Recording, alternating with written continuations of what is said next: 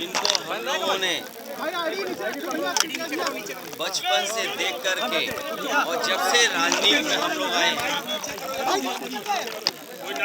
छोटे लोहिया जनेश्वर मिश्र जी को देख करके सुन करके और उनके संघर्षों को याद कर करके समाजवादी आंदोलन को हम सब आगे बढ़ाने का संकल्प लेते हैं। आज हमारे साथ राम गोविंद चौधरी जी हैं, पार्टी के हमारे प्रदेश के अध्यक्ष और पार्टी के बहुत और हर साल आज के दिन हम लोग यहाँ पर आते हैं और जनेश्वर मिश्र जी को याद करते हैं। समाजवादी नेता जनेश्वर मिश्र उस रास्ते को देकर के गए हैं, वो समाजवादी आंदोलन को देकर के गए हैं जो आज भी हम लोगों को रास्ता दिखा रहा है। आज भी देश की खुशहाली के लिए जो कभी डॉक्टर राम लोहिया ने, छोटे लोहिया जनेश्वर मिश्र जी ने, नेताजी ने जो समाजवादी रास्ता दिखाया था, उसी रास्ते से देश में खुशहाली आएगी। उसी समाजवादी सिद्धांतों कार्यक्रमों से समाज के हर वर्ग को सम्मान मिलने का काम होगा। इस आंदोलन को हम लोगों कर देकर के गए हैं। हम सब समाजवादियों की जिम्मेदारी बनती है कि इस आंदोलन को और आगे लेकर के जाएं। इसी से देश की खुशहाली है, इसी आंदोलन से। ये इस समाजवादी सिद्धांतों कार्यक्रमों से ही हमारा देश मजबूत होगा। न केवल हमारा देश मजबूत होगा, बल्कि इसी सिद्धांत से चल करके हमारे देश की सीमाएं भी और सुरक्षित होंगी।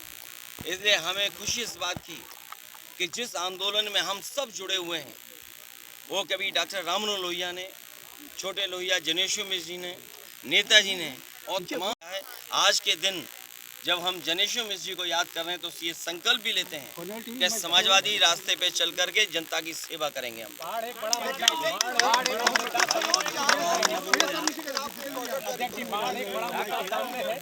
देखिए, इधर जब सरकार का कामकाज देखते हैं,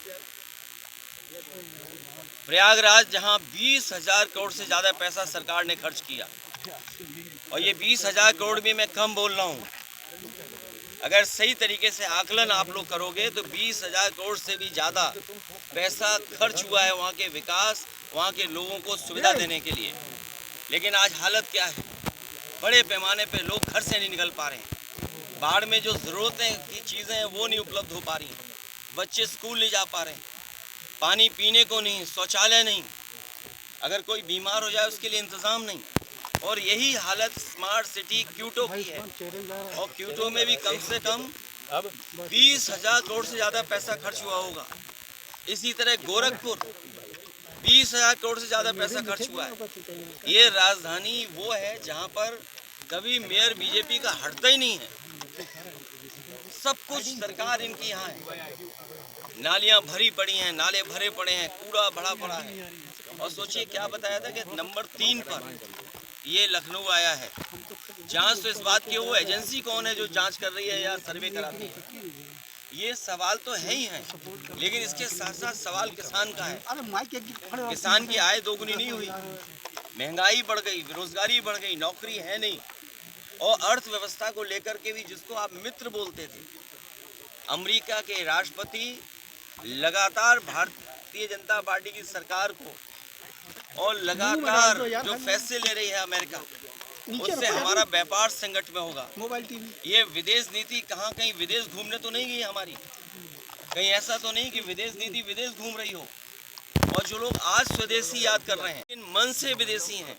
ये तो दावा इन्वेस्टमेंट का करते थे, दावा तो इस बात का करते थे कि दुनिया से इन्हें इन्वेस्टमेंट आएगा।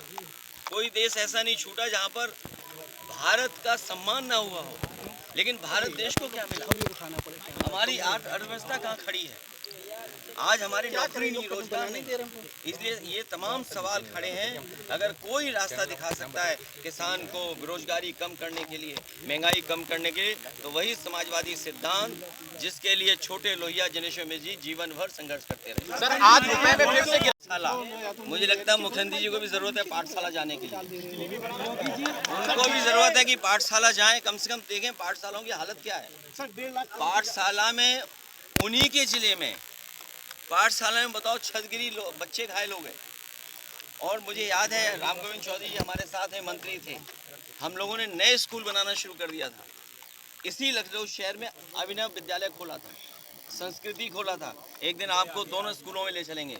और संस्कृति स्कूल वो